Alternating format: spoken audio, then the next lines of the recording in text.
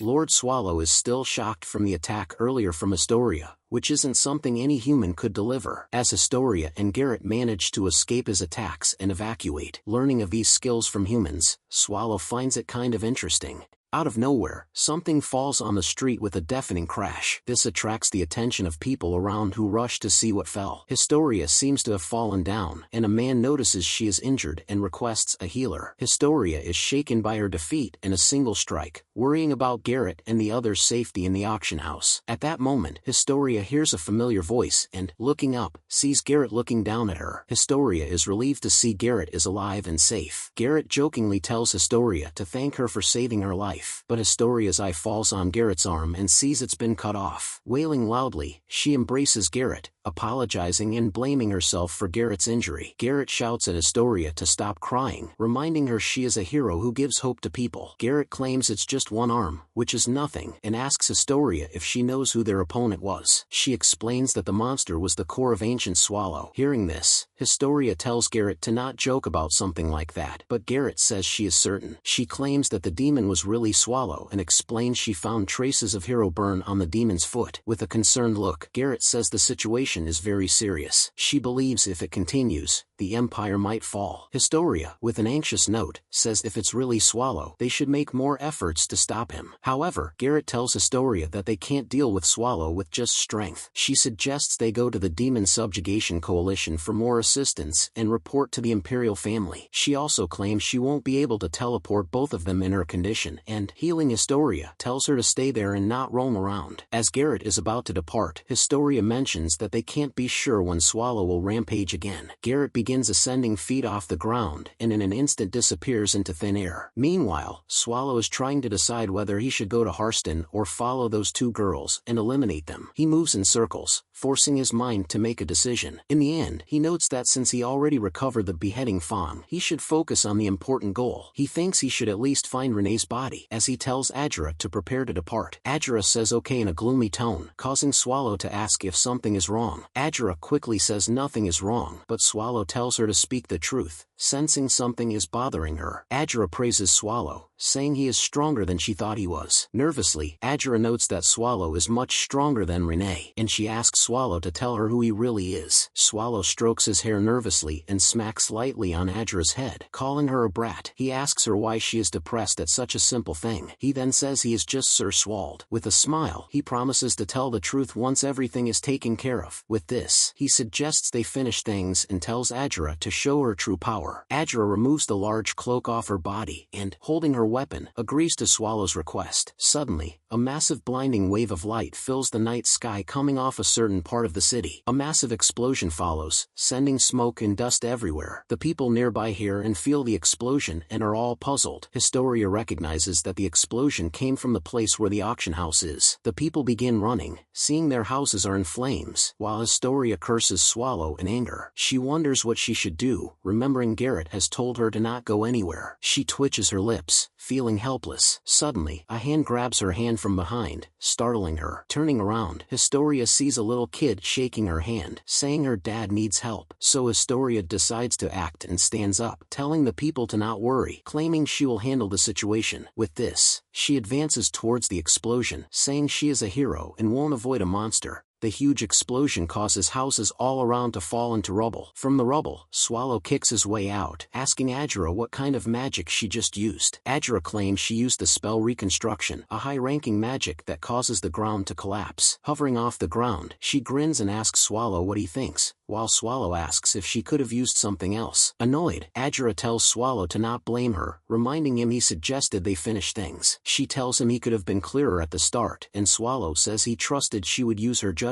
Right then, Swallow senses danger incoming. He asks Ajura if she knows the way to the hub, and Ajura says she remembers it. Swallow instructs her to quickly head over there and manage things before humans start flocking that way. Meanwhile, he says he will make arrangements to depart for Harston and then come to the hub to meet Ajura. Saying this, He walks away while Adra asks where Harston is. Turning his head, Swallow asks Adra if she knows where the core of the ancient is. Adra claims she knows that, and Swallow says Harston Town is closest to the core of the ancient. Adra admits she only knows about the core of the ancient from reading books. Then she turns to leave, assuring Swallow to leave the hub to her protection. Swallow walks forward a few paces and senses people have arrived. He notices a large group straight ahead and wonders how many people must be there. The group of people are from the Langare House, one of the 9 pillars of the Empire, the Langare Blue Crane subjugation team. A man with one injured eye at the front says he is the subjugation leader and asks Swallow who he is. Swallow notices that the group is getting into formation and wonders why humans do that. He admits he worried when he heard a lot of people were gathered around the auction house, but now realizes they were just soldiers. Swallow then threateningly asks the group leader if he really want to know his name. His eye begins blazing and dark shadows surround him as Swallow says he is the enemy to humans. At the same time, Nifrim has entered the core of the ancient while someone warns her of the dangers inside. A girl named Sylvia is teasing and trying to make Nifrim scared of the dungeon, causing Nifrim to tell her to not mess around. Sylvia, displeased by Nifrim's serious look, says she was just messing around. She looks all around and claims it's really strange. She points out that the first room they came through was full of monster corpses, but the second room is too clean. She says it's like someone just cleaned the room, and turning to other members asks what they think. The members also begin wondering why the room is clean as they start thinking if a monster really cleaned the room. Nifrim, however, says it's not possible as a fellow monster would never waste time cleaning other monsters' bodies. She bellows out, telling the monster if present to not play pranks on them. At this, a voice echoes from the darkness, complaining that Nifrim's voice is too loud. That voice claims he just cleaned up the room because it was looking untidy. Hearing this voice from the darkness, Nifrim tells Sylvia to produce light. Sylvia does as asked and creates a shining thing above her palms. Suddenly, the huge room gets splattered with light rays, revealing Patrick sitting down in the corner who welcomes the party. Nifrim sees Patrick and asks him if he is the Death Knight Patrick. Patrick marvels at hearing his own name and claims he was about to introduce himself and thanks Nifrim for assisting with that. Patrick then tells the party to calm down and suggests they put their weapons away, but no one reacts, and Patrick asks them if he said something weird. Suddenly, Nifrim charges at Patrick, bellowing loudly. Patrick reacts quickly and blocks the attack, saying Nifrim doesn't have any manners. At that same time, Sylvia uses magic and creates a massive structure from snow behind Nifrim while she charges down at Patrick, a dagger raised up. The snow slams down, shaking the cave. Patrick claims he knows the feeling of being one versus many. As he dodges Nifrim's attacks, Patrick shows confidence he will win. Nifrim continues the assault and finally, with a powerful blow, she knocks the sword off Patrick's hand. The sword lands a few feet away and Patrick realizes Nifrim's strength is too good for a human. Nifrim seems to have buffed her stats. Patrick reaches for his sword, realizing this, and notes that those buffs won't last long. Hoping he can last 1 minute longer, he gasps as he notices that Nifrim has even more buffs and looks concerned. Meanwhile, Nifrim steps on Patrick's body and asks him to repeat what he said about being victorious. She then pushes Patrick down with force, causing Patrick's skull to rattle as Patrick claims he didn't expect to get driven into a corner. He then looks over at Sylvia standing nearby, who has been buffing Nifrim's skills. Patrick thinks he should have gotten rid of Sylvia first. Suddenly, Nifrim applies more force and pushes Patrick down into the ground. She raises her blade, pointing it down at Patrick, telling him to die, which Patrick stops with just 2 fingers. Patrick gives a loud laugh, saying it was really fun. Nifrim's face turns to pure horror as she learns Patrick was just toying with her and acting weak. Patrick's eyes suddenly turn dark and begin glowing as he thanks everyone there for playing along with his rhythm. Nifrim gives a loud scream. She is sitting down while clutching her chest and asking what just happened. A voice notes that Nifrim is awake, causing her to turn and find Patrick sitting there. Patrick says he took care of Nifrim's friends and points sideways. Behind Patrick are the dead bodies of Nifrim's party, and Patrick claims he didn't let a single one survive. Patrick says Nifrim should have known about him but doesn't know anything else except the name. Nifrim notices Sylvia's body and, weeping, rushes towards her. Patrick stands up and says Sylvia was challenging to deal with due to her wide-range divine magic. Patrick informs Nifrim that Sylvia kept repeating her name until the very end. He mimics Sylvia's voice, repeating the words Nifrim a few times. Patrick further teases Nifrim, saying Sylvia called her, causing Nifrim's face to grow in rage. Patrick notices the changed expression on Nifrim's face and points out she is ruthless. He then pulls out the sword, saying he will ask some questions. He points the sword close to Nifrim's throat and asks what she is hiding. He tells her to raise her right hand if she is willing to answer and left hand if not. Nifrim raises her right hand, and Patrick says that's a wise choice, offering her a painless death if she answers honestly. However, Nifrim makes a middle finger gesture with her raised hand towards Patrick, causing him to raise his sword to kill her. He drives the long sword right into Nifrim's chest and walks away. Nifrim still mourns, bending over Sylvia's body while she bleeds away. Once Patrick is gone,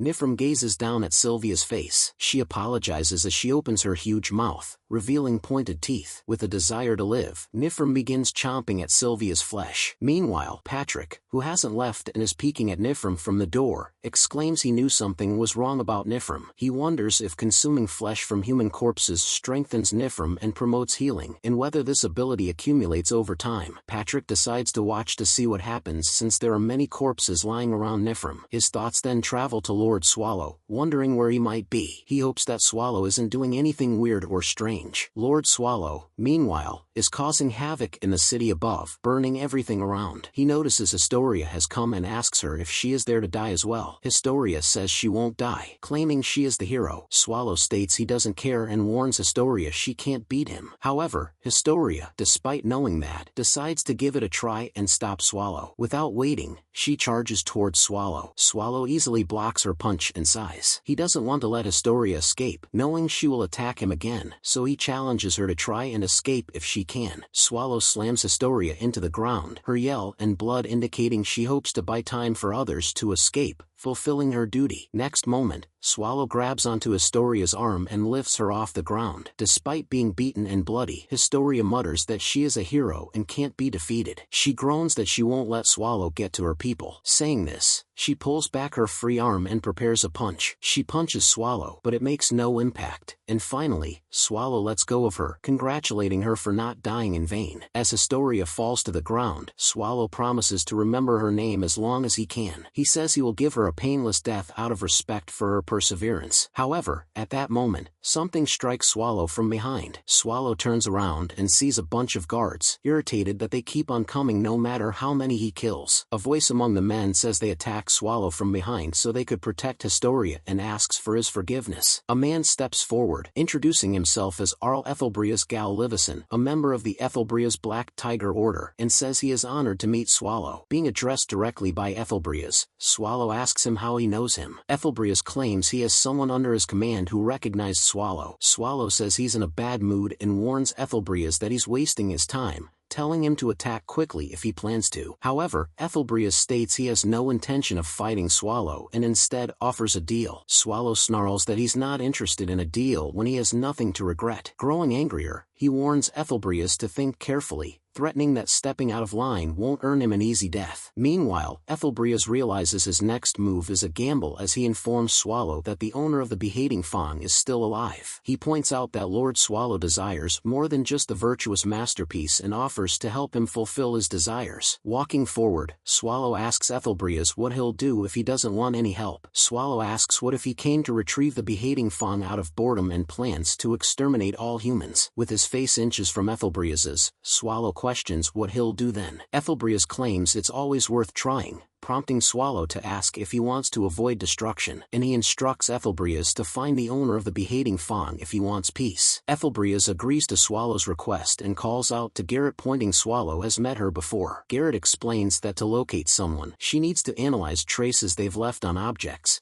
asking if she can analyze the beheading Fang. Swallow warns Garrett not to do anything stupid as he pulls out the blade. He extends it towards Garrett, who assures him she understands. Garrett examines the blade and senses overwhelming traces left by someone moving away from the Imperial Palace. Swallow realizes Renee is moving towards Harston. With relief, he exclaims that she's still alive. He sighs heavily and tells Ethelbria's and Garrett that he owes them. With that, he walks away. Later, Swallow finds Asura standing amidst countless corpses, who remarks that Swallow is late. Swallow is silent for a moment as he looks around. With a proud smile, Asura says she kept her promise and defended the teleportation hub. She claims she has now repaid the favor owed to Swallow. At that moment, she passes out, and Swallow acknowledges her effort by grabbing her with the tentacles. He then turns towards the teleportation hub, contemplating how to use it. Setting the coordinates for Harston, he begins infusing his mana but notices a crack appearing on the hub. Suddenly, the glass shatters, splattering liquid everywhere. Puzzled, Swallow realizes the hub couldn't withstand his mana. He considers using Demira's mana suppression function to successfully teleport, but doing so requires him to undo his polymorph, revealing his identity to the world. Realizing he's already made enough mistakes, he decides to undo the polymorph and proceed. And he removes the bracelet given by Patrick. As his polymorphism begins to undo, he begins transforming into his monstrous self, causing the building to crumble under his immense size. Once the polymorph is reversed, Swallow sets the coordinates for Harston, Magic Tower Wing, and teleports. Meanwhile, at the Magic Tower Wing, the greeter welcomes Renee to the tower. Renee, looking grim, asks if she can use transfer magic there. The greeter explains the tower is surrounded by resistance magic, preventing unauthorized teleportation. Renee withdraws 3 blades, fixing them between her fingers,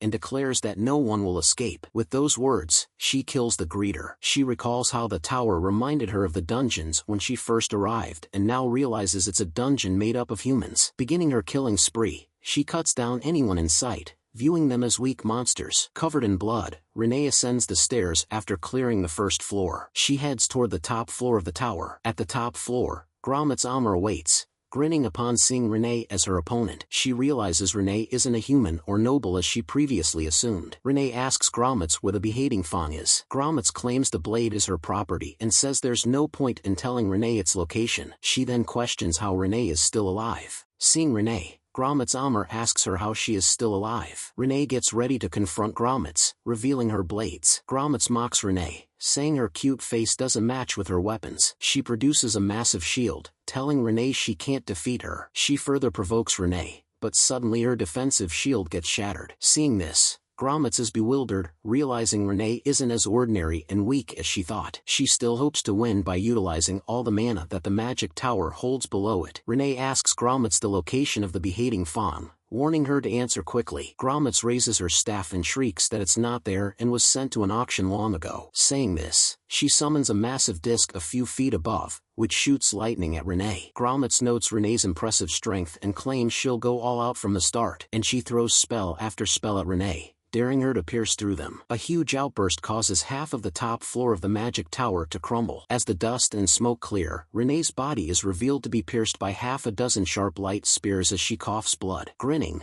Gromit's reveals that she used top-class magic which Renee cannot handle. However, she receives a shock when suddenly both of her hands get blown into pieces. She groans in pain and asks what happened to her hands. Renee, standing over the kneeling Gromit's, says she cut her hands off. Gromit's begins wailing, begging Renee not to let her die. She yells out loud, and as Renee pushes her down, she pleads for Renee to save her. Renee accepts that it's over as her beheading fang is forever lost and wonders what to do next. She walks forward with difficulty, asking what's left for her now. Her body feels tired, as if she might collapse right there. At that moment, a man runs towards Gromit's, calling her leader, and asks what happened. He tells Gromit's to hold on while Gromit's mutters in pain. Gromit's tells the man to kill Renee. The man instructs Gromit's to calm herself, pointing out she has lost too much blood, and withdraws a crystal. Gromit's says she can't see clearly what the man is holding. The man explains it's a mana stone that allows anyone to escape from the tower, telling Gromit's to imbue it with her mana. Meanwhile, Renee gets an unpleasant feeling seeing the mana stone, similar to what she felt from the love stone. The man brings the mana stone closer to Gromit's face, causing her eyes to go blank. Suddenly, Gromit's feels unbearable pain in her body and screams loudly. And just like that, Gromit's dies, while the man stands up and remarks that Gromit's had too many enemies. He claims even Gromit's family was against her and gave orders to get rid of her. Turning his eye to Renee, he asks if that's right. The man expresses gratitude towards Renee for doing his job, but he believes Renee will come after him as well, beginning to transform into his real form to eliminate Renee. Within seconds, he turns into a huge, ugly-looking monster. Renee realizes she can't battle with the monster in her tired state and without proper weapons. Despite this, she thinks it will be enough and calls the monster pathetic. In some way, Renee is ready to die and erase any traces of herself, but the thought of Lord Swallow keeps her motivated. She screams loudly, warning the monster not to dare cover Lord Swallow's scent on her, even if she dies. With this determination, she lunges at the monster and pierces her blade through its eye, causing it to shriek in pain. The monster uses its tentacle to slam Renee. Renee is sent flying backward, wondering if Lord Swallow would be sad to find her dead. At that very moment, Lord Swallow teleports there and grabs onto Renee, asking her if she is okay. This situation is very similar to how Swallow had saved Renee for the first time. Long ago, when Renee's body and mind were weak and near death, Lord Swallow had appeared before her and held her, much like he is doing now. Lord Swallow catches Renee in midair to stop her from falling. Renee is totally taken aback seeing Swallow as he gently puts her down. Swallow tells her to wait there for him and turns to walk away while Renee wonders if she is dreaming. Swallow walks towards the monster, filled with rage for it hurting Renee. His face turns scary with fangs as he lunges towards the monster. His punch pierces the monster's body, coming out the other side. The monster shrieks in pain. However, it begins regenerating its wound, puzzling Swallow. So, Swallow grabs the monster, raises it above, and slams it down on the ground with force. Due to the impact, the monster's body becomes dismembered. Swallow lifts the monster's head and sees it beginning to regenerate again. Swallow clicks his tongue in annoyance and, noting it's disgusting, uses his mana to launch a powerful blow at the monster, causing a small explosion. The monster's blue-colored blood splatters everywhere. With his hand dripping, Swallow realizes how the monster keeps regenerating. The monster is already regenerating, and Swallow claims it's using the magic tower's mana as a power source. To end the monster's regeneration, Swallow reveals his true form, opens his massive mouth wide, and chomps down on the monster in one go. With this, he walks away, complaining that it tastes bad. He moves towards Renee, who is still sitting down with her head bowed. Swallow sits beside Renee and says he wanted to say a lot of things to her, but now that she is near, his mind is completely blank. He also mentions he met a green-haired human on his way and asks if it's a problem since he killed her. Renee stays silent. Swallow wholeheartedly apologizes to her for his actions a few days ago, causing Renee's eyes to tear up. She finally speaks, telling Swallow he doesn't need to apologize, apologizing herself, and admitting she has no right to face him. Swallow reminds her that the core of the Ancient needs her, and he needs her as well. Renee asks Swallow if he isn't resentful of her, but Swallow denies this. Renee again asks Swallow if he hates her, which Swallow denies as well. Swallow says he has something for Renee. From inside his robes, he brings out the beheading fong, offering it to her. Renee is startled seeing her weapon and begins to sob harder. Sparkling tears roll down her face, and wailing more, she says she was scared of being abandoned and hated by Swallow. Swallow makes it clear he will never abandon nor hate Renee. He extends his hand and asks Renee to go back to the core of the Ancient with him. Years ago, when Swallow first brought Renee to the core of the Ancient, he explained to Patrick that he had met Renee again in the lab. After meeting her twice, Swallow thought it was fate, so he let her tag along with him. Patrick notes that Renee is completely unfazed inside the room of the strongest boss, believing she has the mental and physical strength to handle anything. He asks Swallow what he will do with her. Swallow says he will let her live in the core of the Ancient and teach her to fight. If she doesn't like to fight, Swallow suggests they will let her live in peace and maybe let her do the cooking. Patrick, looking unsure, asks Swallow if he is being serious and questions who will educate Renee. Swallow points to Patrick, implying he will teach her. Patrick asks why him, and Swallow tells him to be considerate, pointing out he has nothing else to do, so he should help Renee learn. Patrick, believing Renee's abilities as a homunculus will be outstanding, wonders if she still resents humans and asks Swallow what her name will be. Swallow tries to remember Renee's name, claiming he heard it before when he met her. At that moment, Renee begins to mutter something and barely puts together the word Lello. Hearing this, Patrick asks if her name is Lello and suggests Swallow give her a new name. Swallow considers this and begins to look for a name. After thinking for a moment, he decides to name her Renee, and this is how she got her name. Patrick exclaims that's a good name, realizing Swallow has fallen asleep again. He then turns to Renee and tells her they will begin her education by teaching her to smile. Now at present, Lord Swallow has finally returned to the core of the Ancient and is instantly welcomed with scoldings from Patrick for his actions at Harston. Swallow begins to sweat with worry as Patrick continues calling him out for causing havoc in the village. Patrick notices Swallow carrying the Demon King,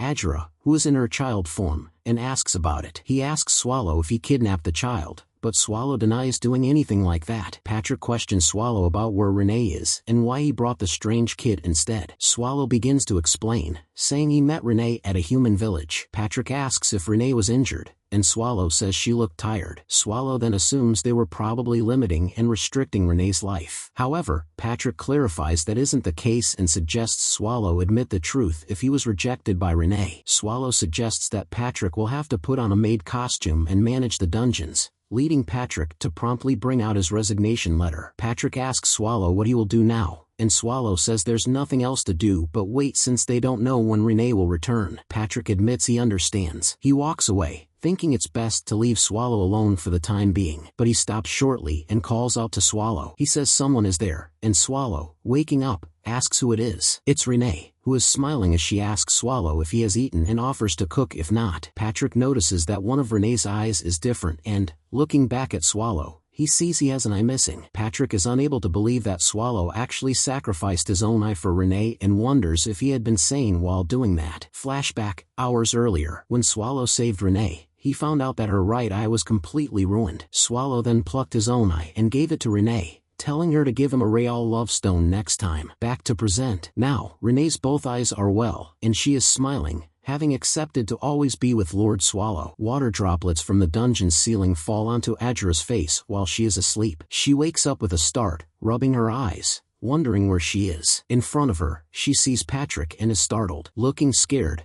Asura asks if she is dead and if Patrick is the Grim Reaper, but Patrick assures her she isn't dead. He tells Asura that it's the core of the Ancient, causing her to shriek with excitement. She then points to Patrick, asking if he is really Patrick. Patrick stands up and, turning around, hopes Swallow will wake up quickly. Impatiently, he walks forward and kicks Swallow, shouting at him to get up. Swallow howls in pain, stands up, and mutters he was having a nice dream as he sees Asura is awake. Meanwhile, seeing Swallow, Asura is confounded as she bows down on the ground and pays her respect to him. Still dazed being in the presence of Swallow, Asura introduces herself while Swallow giggles in silence and repeats the full information of Asura to her. Shocked again, Asura asks Swallow how he knows about her, and Swallow says he already memorized it. Asura asks if Swald told him all the information. She looks around, asking where Swald is. And finally, Swallow admits the truth that he is Swald. Taken aback, Asura tells Swallow to repeat what he said. Swallow sincerely accepts he is Swald. Hearing this, Asura falls silent for a moment, then begins to sweat and becomes embarrassed for the way she acted before in front of Swallow. Patrick calls out to Swallow and mentions what Asura said about punishing the humans in Liaise, and, with a death stare, asks Swallow if he is hiding something. Being called out, Swallow sweats anxiously. At Great Nia Forest, in Harston territory border, a person walking along the forest laughs, seeing something. He says that he was told not to enter the place but seems to have done it anyway and hasn't found anything strange there. Suddenly, a little farther, he notices a disturbance and is startled. It's a body of a person lying on its back, badly injured. The man rushes to the aid of the injured, taking out herbs. Suddenly, the injured person, who is Nifrim, gets up, snarling with bared teeth,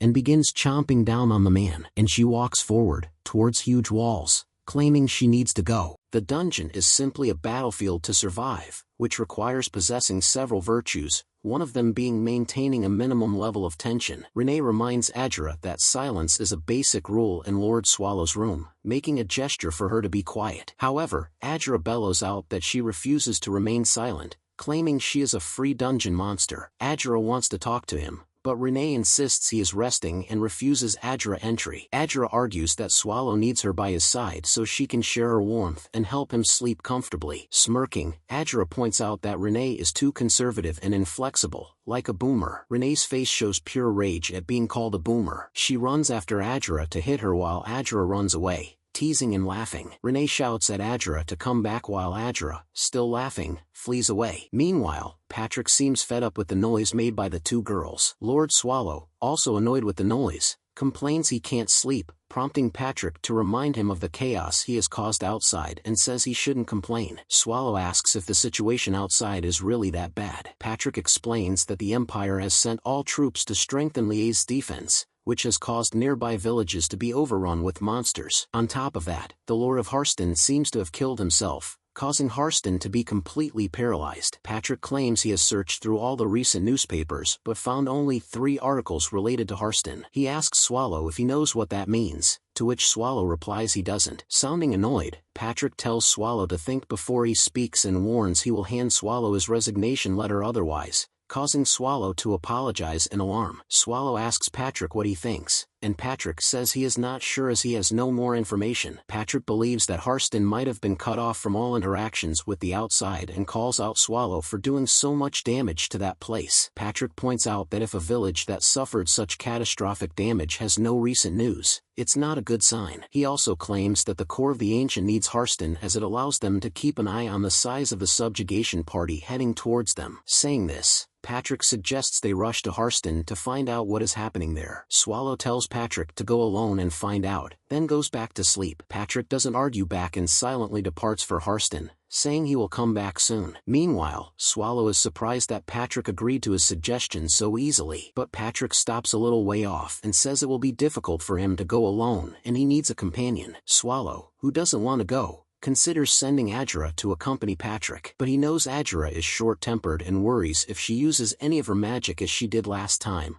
Harston will be wiped out. Renee volunteers to go with Patrick. Swallow doesn't want Renee to go either, as he barely got her back when she ran off. Patrick suggests that Swallow should accompany him as there's no other option. Swallow realizes that he is trapped and has no choice, so he admits that he would like to accompany Patrick but claims he can't polymorph as he broke the bracelet. Patrick notes that it's true Swallow can't come with him without his bracelet. Swallow looks excited, thinking he won't have to go now. But to his horror, Patrick hands him another bracelet, and he curses Patrick, looking irritated. Patrick reminds Swallow that he is dead, so cursing is pointless. He points out that Swallow said he couldn't go because he didn't have the Demira bracelet, which means he would go if he had it. With this, both Swallow and Patrick head for Harston Village. Once they arrive at the village gate, Patrick sees the damage caused by Swallow. He then claims that there are 4 ways to see how active a human village is. The first is to see how crowded the market is, and upon inspection, they realize that it is dead empty. The second way is to check the smoke coming from the chimneys of houses, but Patrick points out that it's already past dinner time, so this method is useless. The third method is to see how many mercenaries and subjugation parties are at the subjugation request board,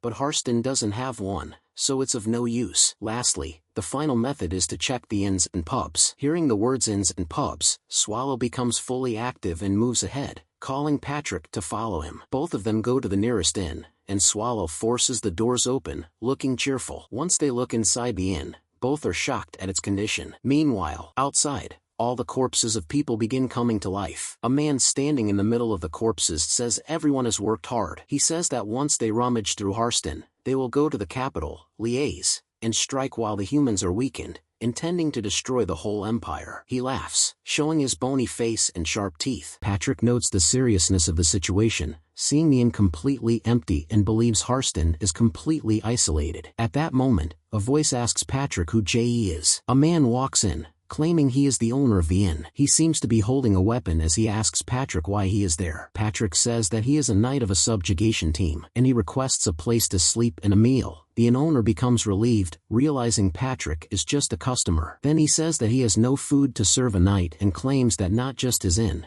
but nowhere in the village is available to eat and rest. Patrick asks if that's because of the Black Calamity. The inn owner apologizes and says there isn't even a room ready and hopes Patrick will understand. Patrick knows that in a situation like this, even water will be more expensive than the cost of lodging. So he flings a gold coin to the inn owner and once again asks if there are any rooms ready. This time, the owner bows and instructs Patrick to go up the stairs. At that moment, the inn owner notices Swallow walking behind Patrick and asks who he is. Patrick lies that Swallow is his slave. Patrick explains that despite being his slave, Swallow helps him a great deal, so Patrick says he is treating his slave. A minute later, Swallow and Patrick enter a room, and Swallow, looking around, exclaims the room is better than he thought. He jumps down on the soft bed, looking content and satisfied. Patrick also accepts that the room is good, while Swallow asks him if slave was the only excuse he could come up with. Patrick admits that it was the only option and points out that with the shabby clothes Swallow is wearing, he does look like a beggar. Patrick further explains that everyone seeks a fight with a beggar but not with a slave, as a slave is someone's property, so that's why he lied that Swallow is his slave. Patrick asks Swallow if it isn't his hobby to move as little as possible. Swallow, with an annoyed look, affirms this and reveals that in his next life, he will be reborn as a rock. Patrick then suggests Swallow listen to what he says as he walks out, claiming he will be back soon. Before leaving, Patrick assures Swallow not to worry about him. Patrick believes the Black Calamity struck Harston because the Imperial family needed a scapegoat for their failures in subjugating the core of the Ancient. He climbs atop the tallest building and sees that Swallow has indeed caused massive destruction in Harston. He had heard that the Lord of Harston died before the Imperial hand could extend its reach, and he wonders who the new lord might be. It's obvious that the royal family lost their chance and would direct their anger at the family, causing Patrick to think if Count Atark's descendants really inherited the title. Standing on top of Lord Harston's castle, Swallow decides to go and take a look at the new lord's face. Before moving down, he notices a lot of guards and realizes the security is really tough. He doesn't want to kill or knock the guards unconscious, as it would mean more trouble when the sun rises. So he walks away, believing it's wise not to rush. He reveals he had a specific place in mind when he came to the Lord's castle, but now he senses something humans are unable to perceive. The scent he is sensing is a strong lingering scent of corpses, following which he reaches a stair leading downwards into the underground room. Meanwhile, at this time, Swallow is laying down in his comfortable bed in the inn. As he is about to fall asleep, a knocking on the door alarms him. A voice from outside asks for the night Patrick, banging on the door. Swallow answers the door and informs the inn owner that his master has gone out for a walk. The owner says the meal is ready and claims serving his customers is his duty, asking Swallow to follow him down. Saying this, he introduces himself as Novin Hedeker and says Swallow can call him Mr. Novin. Swallow pursues Mr. Novin, who warns him not to expect a variety of food due to the calamity in Harston. Mr. Novin explains that the calamity was really bad, as most of the residents immediately lost their minds when they saw it. After that incident, the Lord of Harston committed suicide. With the Lord's death, all traffic to Harston was cut off, while beyond the castle walls, the corpses of the starved line the streets. Mr. Novin says he is surprised to see Patrick and Swallow come to Harston, as he reveals he will also leave the village soon. Swallow follows Mr. Novin down the stairs, who claims Swallow must know what happens to a person when they are cornered. At that moment, a red-haired girl appears on the windowsill high above. Once Lord Swallow has gone for the meal, a girl with red hair jumps down from the window inside the room. She grins, looking excited. She knows that Swallow and Patrick are outsiders and chose to stay in the village's most expensive room, so she is confident they must have a lot of money. She decides to take everything of value from the room. While searching, she picks up Swallow's coat and closes her nose as it stinks. Despite that, she chooses to hold on to the coat, planning to use them instead of a bindle. She continues searching and finds the chest empty, and looking worried, she wonders if those two took everything and left. She then pulls out a drawer and this time sees something inside. As she realizes what's inside, her eyes widen in shock. Moments later, Patrick returns to the inn, and entering the room, sees Swallow laying down and asks what he has been doing. Patrick sighs and says he went to see the new lord but couldn't due to tighter security. He asks Swallow if he discovered anything. Swallow explains that Harston has been cut off from the outside world and even the inn owner knows nothing more than that. Patrick gives a shocked reaction, saying he is surprised Swallow actually did some tasks. Patrick then suggests that the next day they do more investigation on the condition of Harston. He notices that 2 windows are open, whereas when he left, only one was open, and he warns Swallow to be careful of robbery. But Swallow claims he didn't even touch the windows. Patrick tells Swallow not to joke as it's not like wind could have opened the window and asks if a ghost must have done it. Swallow covers his ears with the pillow, irritated with Patrick's talks. Some moments later, Swallow tries to find his coat but sees that it's missing. Patrick, also checking the drawer, exclaims that his thing is gone as well. Swallow asks Patrick what was stolen. Looking in despair, Patrick says it was his rib. Meanwhile, the red-haired thief is sprinting away out in the streets. Sweating and exhausted, she stops, thinking it will be far enough. Suddenly, someone walks in front of the thief, calling her Rosalina. It's a man, who asks her where she has been out so late. He reminds her he had told her not to wander in the dark. Rosalina claims she had gone out for the sake of others, not for personal reasons. The man, looking angry, says it's pointless wasting her energy and becoming even hungrier for no reason. At that moment, another person enters, telling the man not to be harsh, calling him Toth. Rosalina turns sideways and sees it's the boss. The boss, dragging a chair, says thieves shouldn't fear the dark and that isn't something to get angry over. But he also points out that wandering around without informing others is a mistake. The boss tells Rosalina to think about others before acting, as her actions can bring harm to them. He then sits down on the chair and claims the place is different from the old house that embraced Rosalina. Rosalina accepts her mistake as the boss asks her what she did. Rosalina puts the things she stole on the ground for the boss to see, and the boss asks her if she stole it, which she affirms she did. The boss inspects the items and asks Rosalina where she got them from, and Rosalina says from the inn. Rosalina mentions she stole the rib from an expensive room where it was stored in a drawer and believes it must be expensive. Meanwhile, the boss, looking annoyed, says the thing is a rib of a human. Looking shocked, Rosalina bellows out that she didn't know it was that while Toth asks her if she robbed a grave. The boss points out that Rosalina didn't rob a grave, or else she wouldn't show it so proudly. The boss thinks the rib must be used by someone for magic purposes as Rosalina asks if he knows anyone who collects ribs. The boss says the world is overflowing with rotten people who use limbs to make ornaments. He also explains that if the rib belonged to those who studied black magic, then it must be very dangerous. His suspicion grows, and as he looks at the coat, he is sure it must belong to a beggar. While inspecting the coat, he notices the fabric is of very high quality. Also, the coat's pocket makes a jingling sound. The boss empties the pocket and, to his and others' shock, finds a handful of gold coins. While the two are excited, the boss shouts at them not to be happy. Rosalina says she robbed the right people, but the boss thinks it's weird for customers to stay at an inn in a crumbling village and thinks he should have noticed it sooner. His mind starts racing as he thinks about the human's rib as well as clothing made from luxury fabric, and he believes they have messed up with the wrong people. At that very moment, Swallow and Patrick arrive, declaring they are there to collect their things back. Lord Swallow and Patrick confront the thieves who stole their things. Swallow sees that his coat is in good order and is relieved. Patrick asks Swallow if that coat is the one Renee gifted him. Swallow was worried that Renee would be upset if the coat was damaged, but is thankful it's fine. The boss orders the two behind him to stay still. He then asks Swallow how he found them. Patrick claims their items were yearning for them, while Swallow suggests they finish the task and go rest. Patrick decides to allow Swallow's laziness as earlier he had done some research. He speaks to the boss,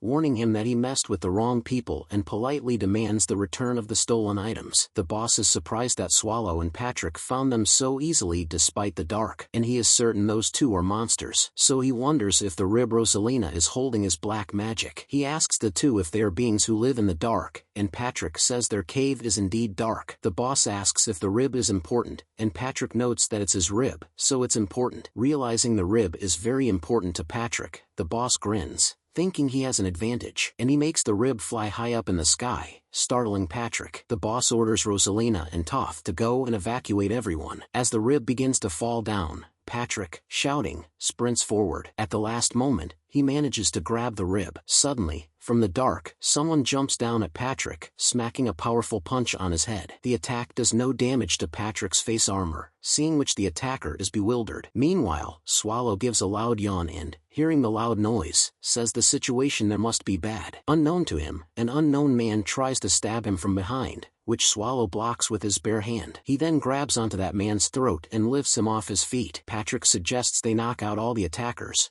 causing Swallow to ask him if he wants to let the attackers live. Patrick suggests they finish the fight quickly, while Swallow claims he is tired and might not be able to control his strength, and so both of them begin beating the crap out of everyone there. Meanwhile, back in the core of the Ancient, Renee and Asura are seated at a table discussing how Swallow must be doing. Renee assumes everything must be going well and asks if it's okay for them to rest while Swallow is busy. Asura points out Renee is worrying too much. Renee realizes she is over-fussing and assures herself that Patrick and Swallow would never struggle in a mere human village. Asura notes that Swallow and Patrick are also monsters who stand at the peak of all things. Back in the village, Patrick and Swallow have beaten everyone and taken their stolen things back. Patrick says that he expected the thieves to have a map but didn't find it with them and suggests they deal with the situation quickly. Patrick turns towards Swallow and sees that he has already lain down on his back, prompting Patrick to do the same. At that moment, Rosalina walks in, scared-looking and apologizing, admitting she was the one who stole. She then gets on her knees and begs, saying the others had nothing to do with her actions. Toth tells Rosalina to get up and reminds he that Patrick and Swallow won't let them go anyway. Swallow notes that the cat's out of the bag and tells Patrick to go and deal with those two. Heeding the orders, Patrick walks towards Rosalina and Toph. Toph bravely pulls out a blade and warns Patrick not to get closer. Rosalina also holds onto a carved wooden symbol and begins praying. Patrick notices that item and walks towards Rosalina, and he asks her where she got that thing from. Patrick finds out that the mana flowing from the thing is surveillance mana. He is surprised to see Rosalina, who is among the poor, is able to radiate surveillance mana. He then calls for Swallow and informs him that the residents of Harston are being watched by someone else. When Rosalina prayed holding onto the artifact called Rosary, it released surveillance mana, so Patrick assumes it activates under certain conditions. He believes if they discover those conditions, they will then be able to find out what the owner of the Rosary is scheming. Swallow points out that Harston isn't even a village of magic, but last time it was the Mana Stones, and now it's an item imbued with magic. Patrick claims they will need to work with humans and tells Swallow to cooperate, prompting Swallow to ask him what his plans are. Patrick points out that he has thought of an amazing solution. Patrick apologizes for his and Swallow's actions earlier. He claims they attacked due to a royal decree to leave no traces of those who opposed them, not because of the stolen items. Patrick then lies that he and Swallow are from a secret organization that takes orders from the Empire's royalty. Looking shocked, Toph asks if it's true, and Patrick affirms, pointing out that he and Swallow don't want to cause harm to anyone. Toph asks why they are staying in Haston, and Patrick says they are there to save Haston. He explains that he is going against the royal decree and sparing the people so he can ask them for information. Patrick also mentions that he will analyze the situation to request necessary supplies and manpower for Haston. Saying this, he asks the opinion of the people whether they will coordinate with them. All the people then begin discussing together to draw a decision. A while later, they all decide to help Patrick and Swallow. Meanwhile, Patrick realizes he has managed to persuade the humans while Swallow asks if they can go back now. But Patrick responds they are just starting. Swallow appreciates Patrick for trying hard, but he feels like things have gotten more problematic. And with that, he lies down on the ground, murmuring something. Patrick tells Swallow to get up, asserting they will have to start working hard now. Annoyed, Swallow claims Patrick is getting strangely fired up and asks if he can't do it on his own. Patrick then offers to watch the suspicious captain and tells Swallow to stay with the people and get close to them. Alarmed, Swallow asks Patrick if he really wants him to get close to humans. Patrick explains they have no choice and claims Swallow, dressed as a beggar, will have an easier time associating with people than him, a knight. He also suggests Swallow get close to people by following their activities until he returns. Meanwhile, Swallow begins to wonder what humans do. He believes humans spend most of the day sleeping and those who are awake are in a daze, half-assing their work, and he becomes cheerful as he realizes he has always been acting like humans do. Patrick reminds Swallow to investigate the religion that passed out the rosaries as well. Lastly, Patrick tells Swallow to keep his composure despite any rudeness from humans, noting that being close to them won't be easy. Once Patrick leaves, the people start swarming around Swallow, asking him different questions. They also ask him why Patrick has armor on but he is dressed like a beggar. Swallow becomes overloaded with these questions and sits down with his head in his hands. His facial expression is troubled as he realizes he will have a difficult time getting closer to the humans. He becomes so frustrated that, given a chance, he would devour them all. But he has orders from Patrick to get close to them, so he tries to calm himself down. A little girl pulls on Swallow's coat, asking if he has ever seen Sir Vern and Sir Woon, to which Swallow says he doesn't know them. At that moment, Rosalina calls out to Swallow and apologizes for stealing from him. Swallow says it's fine as he already got his things back. Toph introduces himself and claims the boss put him in charge, saying he will fulfill Swallow's every need. Toph tells Swallow that since he has come to save Haston, it will be better if he sees the whole village with his own eyes. And he offers to guide Swallow, causing Swallow to sweat nervously. Swallow decides to follow Toph so he won't be bombarded with questions if he stays there. Toph takes Swallow to the residential area,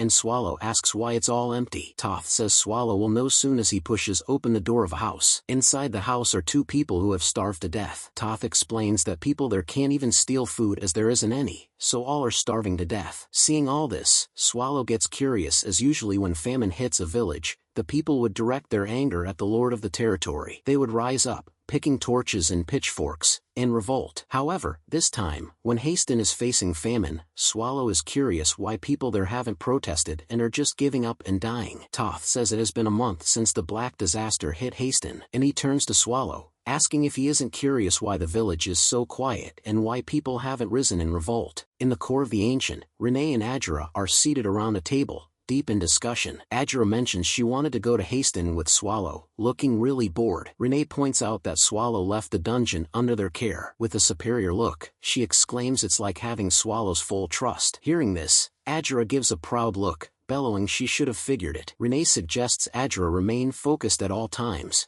pointing out that humans can invade at any time. Asura claims she is always keeping an eye out for any intruders using the magic observer's eye. At that moment, Asura's senses pick up something. She warns Renee someone has invaded, and since her observer's eye didn't react much, she believes it's a single person. Renee stands up and tells Asura to get ready. Suddenly, a deadly aura fills the air, marking the arrival of someone dangerous. A woman appears, asking why Asura and Renee are being so jumpy. Meanwhile, Renee is taken aback, seeing who the intruder is. The woman is Elizabeth Battery, who asks Renee how she is. Renee responds there isn't much, and adds that if Elizabeth had informed her of her arrival, she would have prepared something. Elizabeth assures Renee not to be bothered. Smirking, Elizabeth tells Renee if she wants, she can offer her own blood. Elizabeth notices Asura and inquires who she is. Asura proudly introduces herself as the Demon King, the ruler of monsters. Elizabeth looks interested in Asura and points out that her aura is different. Asura asks Renee if she will be able to see all the dungeon bosses if she lives there permanently. Renee teasingly grabs onto Asura's face, calling her out for talking about mooching off in the dungeon forever. In a curious tone, Elizabeth asks Renee if Asura isn't a member of the primordial core yet, which Asura affirms. Elizabeth inquires where Swallow and Patrick are. Renee explains they have gone out. Elizabeth sighs and gives a concerned look that Swallow and Patrick are absent in such a dire time. Renee asks Elizabeth if something has happened. Elizabeth claims the villages near Chite Castle have been destroyed. Not just that, all the villages are sprayed with blood,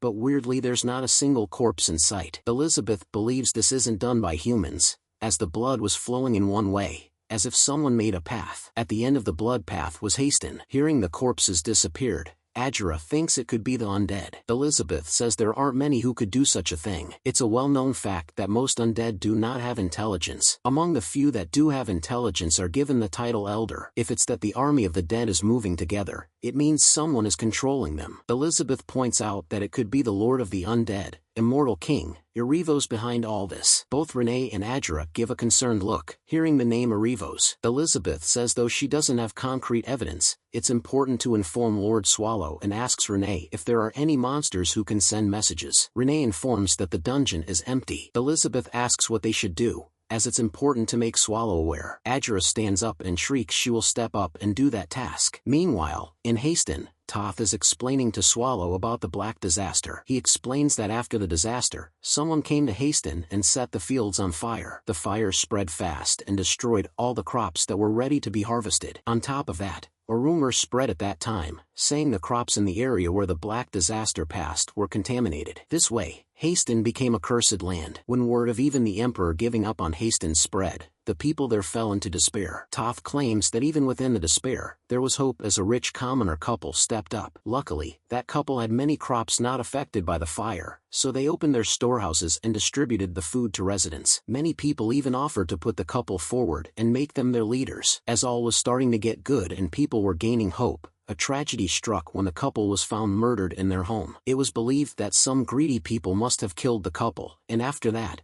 nobody was able to trust anybody. Since there was no trust among the people, they started fighting, stealing, and starving to death. Toth and some others in the Black Alleys managed to survive due to the rumor of the crops being contaminated. Swallow asks Toth if nothing happened to them after eating the contaminated crops, which Toth affirms. Swallow knows that he didn't even touch any of the crops, so they couldn't have been contaminated, and believes someone must have spread lies. Swallow and Toth then move to the next place. They go to the cemetery where dead bodies have been stacked up like a small hill. Toth says leaving the corpses on the streets would attract bugs, so they piled them up in the cemetery. Swallow asks why the bodies aren't buried, and Toth explains that many relatives of the dead are unable to let go. Toth reveals that the couple who were killed had a daughter. He says that daughter is Rosalina, whose parents' bodies are still among the pile of other corpses. Swallow acknowledges this information. He asks Toth if those soldiers always stand guard there, and Toth agrees and explains the guard work in 2 shifts. Seeing the soldiers controlling the gates in such a situation, Swallow believes they must be following the Lord's orders. He begins to find the new Lord a bit suspicious. Meanwhile, Patrick is back at the Lord's house with the intention to meet him and find out more information. He has a plan to draw the harpies away using the harpy egg he stole so he can meet the Lord. He exclaims that it's a perfect plan and considers himself a genius. However, he soon realizes the plan was perfect but curses seeing so many harpies come after the egg,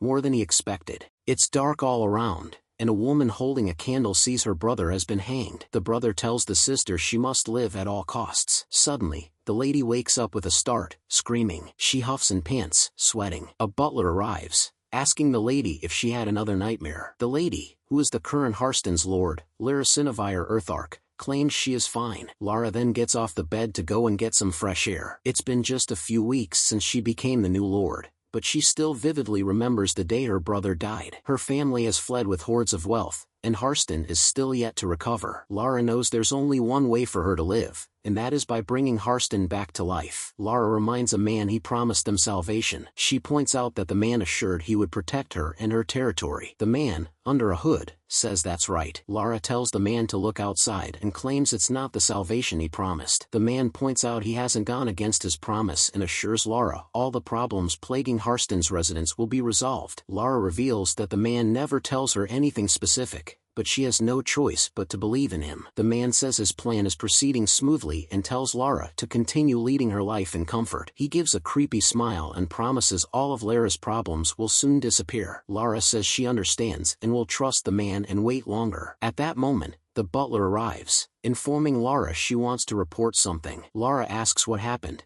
and the butler explains that a knight single-handedly stopped an attack by a flock of harpies at the north gate. Lara is surprised to hear this and asks who the knight is. She then says she will meet the knight herself. The man tells Lara to think it over carefully and warns what if that knight is an assassin in disguise. Lara claims the knight saved Harston, insists on personally praising him, and orders him to be summoned. A while later, Patrick is in the presence of Lord Lara and greets her. Patrick says the road to Harston was difficult and exhausting, but seeing the Lord makes him feel rewarded. Lara praises Patrick's courage and strength and offers him gratitude on behalf of Harston. Meanwhile, Patrick is analyzing Lara and thinks that based on her age, she must have been the previous Lord's younger sister. Lara asks Patrick what family's knight he is, but Patrick remains silent. Lara again asks Patrick for his name, and he responds that he can't reveal it and asks for her understanding. Lara notes that Patrick seems to be hiding many things and asks him if he would refuse to remove his helmet if asked. Patrick claims his face is full of traces of battle and has half his skin on the face cut off. Lara says she won't push Patrick and talks about wanting to repay him and asks if he wants anything. Patrick requests food as compensation because he knows food is precious in Harston, so he hopes to know more about it. Lara agrees to Patrick's request and orders the butler to go and prepare the food. Patrick notices that Lara answered without hesitation, so he assumes there must be no shortage of food in the castle. If that's the case, he wonders why Lara allowed the village to starve. Moreover, Patrick feels a strange sense of kinship from the man under the hood. He asks Lara if he can put forth a question. He claims there has been something bothering him, and turning to the man under the hood,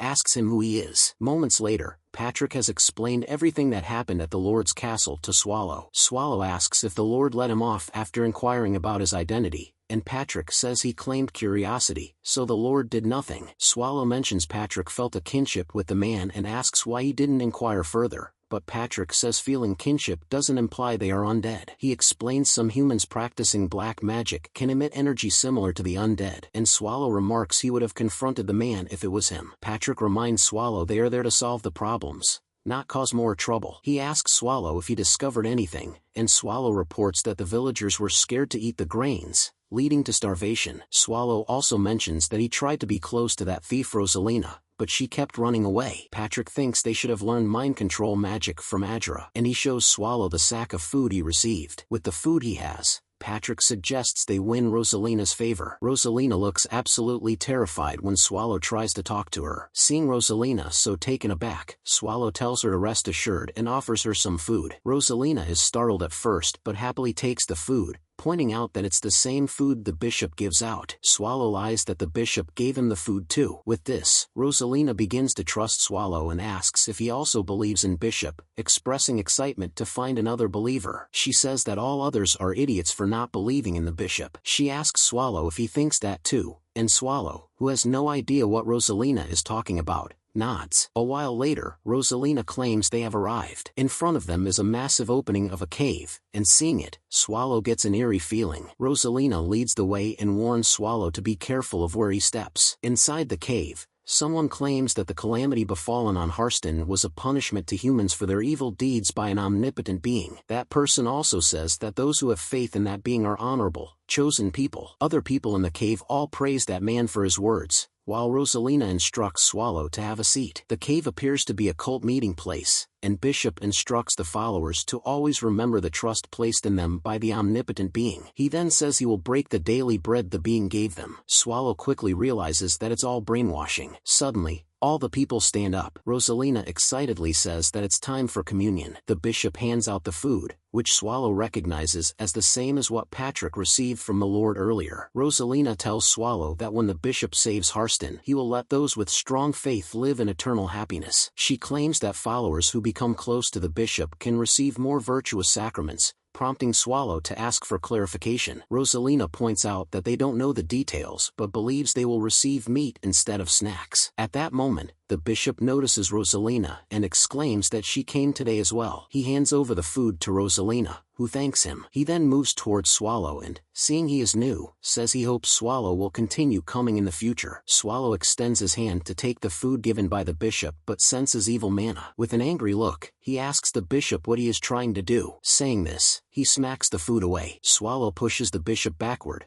pointing out that he can see the mana that humans might not be able to see. He warns the bishop not to try anything weird with him, causing the bishop to sweat in concern. Rosalina notices Swallow and the bishop's weird interaction and asks Swallow what's happening. Swallow says it's nothing and he was just thanking the bishop for the food. So both of them leave the cave, and Swallow bids Rosalina goodbye. From the encounter with the bishop, Swallow has realized something. In Harston, a false bishop has been brainwashing people using an unknown mana, and he even exudes the energy of undead besides the Lord. Even someone like Swallow would be hard-pressed not to notice something this organized, and Swallow believes there's definitely someone behind all this. Asura is visibly impressed as Swallow details everything he discovered in Harston. Swallow gives a troubled look, noting that more nuisances have appeared for him to deal with. Asura looks down at the damage caused by Swallow to Harston while Swallow asks her the reason for her visiting him. Asura informs Swallow that Elizabeth visited the core of the Ancient and warned about the attack of undead in Harston. She explains what Elizabeth had told her about an incident in Chait Castle and the blood tracks leading to Harston. Asura also mentions that Elizabeth suspects the person behind the undead attack is probably Erebos. Swallow says that might be possible but notes that it's all guesswork at this point. Asura asks when the undead go after a village, won't it be normal to attack with a number advantage? And she mentions that Harston isn't strong at the moment, so she wonders why they are purposely not using that strategy. She shows suspicions that the enemies might be using the flow of mana and uses her mana detection spell. Using the spell, she notices there are tracks of mana all around and realizes her prediction was right,